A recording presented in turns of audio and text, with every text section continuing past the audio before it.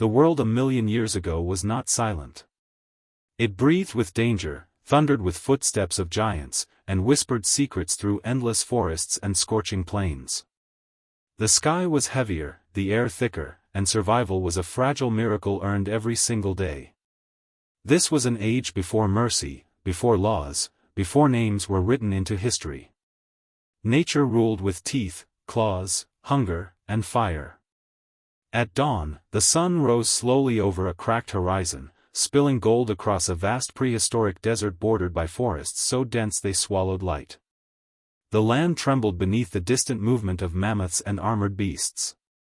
Somewhere between these worlds, a young girl ran barefoot across the sand, her breath sharp, her heart racing faster than the predators that hunted her kind. She was no older than 12. Her hair was wild, tangled by wind and dust, her skin marked by old scars earned from survival. She carried no weapon except a sharpened stone tied with sinew to a wooden stick. In her tribe, strength was survival, and fear was a luxury no one could afford. That morning, she heard something unusual. A sound that did not belong to the wind or the roar of beasts. It was a cry, deep, broken, and filled with pain. She followed it. Beyond a ridge of jagged rock, she saw the creature struggling in the sand. A prehistoric camel, larger than modern ones, its thick fur matted with blood and dust. One of its legs was trapped between fallen stones, crushed by a landslide triggered during the night. Its eyes were wide with terror, its massive body shaking as it tried to free itself. Camels were not weak prey in this era. They were powerful survivors, built for harsh climates, respected by both predators and humans. But even the strongest fell when nature turned cruel. The girl froze.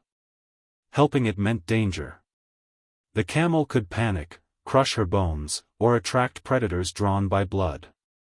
Leaving it meant certain death for the animal. Her tribe taught her to take advantage of weakness, not protect it. But something inside her stirred. She saw herself in the creature, trapped, helpless, waiting for pain to end. Slowly, cautiously, she approached. The camel let out a warning roar, its head swinging violently. The girl stopped, raised her empty hands, and lowered her gaze, a sign of peace even animals understood. She spoke softly, not with words, but with tone. A sound her mother once used to calm frightened children during storms. Minutes passed like hours. Finally, she moved closer. Using her stone blade, she began chipping away at the rocks. Each strike echoed across the desert. Sweat poured down her face. The camel groaned, its breathing heavy, but it did not attack her. It watched. As she worked, the ground vibrated.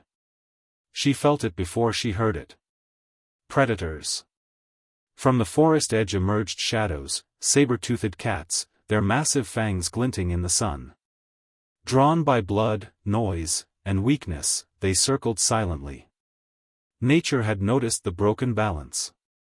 The girl's hands trembled, but she did not stop. With one final, the rock gave way. The camel pulled its leg free, collapsing into the sand. The girl stumbled backward, ready to run, but the camel did not attack. Instead, it rose slowly, limping, towering over her like a living mountain. Then, it turned and fled. The predators hesitated, confused. Their prey was gone. The girl survived that day, but nature never forgets. Days later, the land changed. Storms arrived without warning. Rivers flooded. Hunting grounds vanished. The tribe began to suffer. Elders whispered that balance had been broken, that mercy had angered the spirits.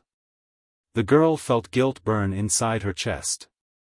One night, as lightning tore the sky apart, the tribe was attacked. Not by beasts, but by nature itself. A massive mudslide swallowed their shelters. Fire followed rain, sparked by lightning, devouring everything. People screamed. Children cried.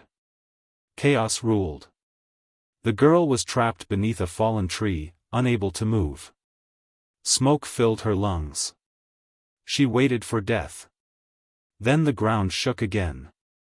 Out of the smoke emerged a familiar shape. The camel. Scarred, limping, but alive. It charged through flames, using its massive body to push debris aside. With a violent heave, it knocked the tree off the girl.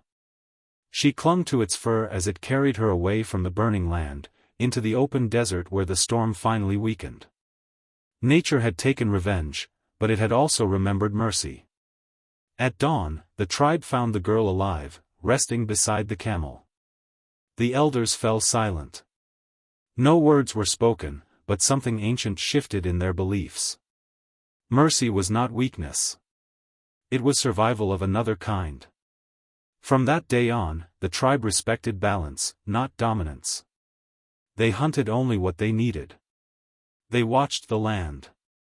They listened. And the girl grew into legend. A story passed through generations, carved into stone, whispered around fires. That in a world ruled by brutality, one act of compassion changed fate itself. Because even 1,000,000 years ago, life remembered kindness. And nature, wild, cruel, and powerful, always keeps score.